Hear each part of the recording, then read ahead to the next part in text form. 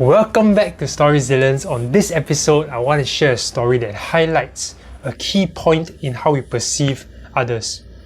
So a long time ago, there were two travelers that traveled to a faraway land.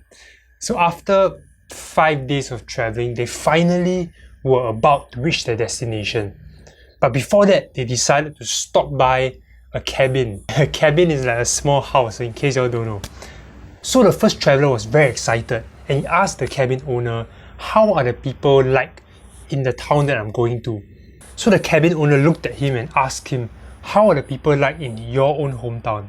Oh, don't ask me about that, right? They are horrible people. They moan, they whine, they complain, they backstab each other, they hold a lot of resentment and frustration to one another, and I just hate all of them, right? That's why I decided to take a trip out of the town for a while. So the cabin owner heard him, he raised his eyebrows, he said, oh, that's too bad. The people here are exactly the same. Are you serious? The first traveller exclaimed, his words filled with disappointment and shock. And then decided, you know what, screw this, I'm gonna just go home. So he decided to go back home. So the following day, the next traveller came to the cabin and he asked the cabin owner the same question. How are the people like in the town I'm going to? So the cabin owner looked at him and asked him the exact same question. How are the people like in your own hometown? Oh, it's great that you asked. They are amazing people, right? They're full of potential. Yes, sometimes they make mistakes. They're not perfect, but I see their strengths, right? I see their kindness and seeing them express their love and compassion to one another. And I really appreciate that. So the cabin owner smiled.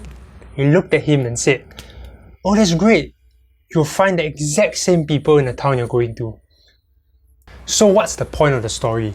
Right? In case you didn't get it, the town is the same town he was referring to. Alright? We don't see things as they are. We see things as we are. We don't see people as they are. We see people as we are.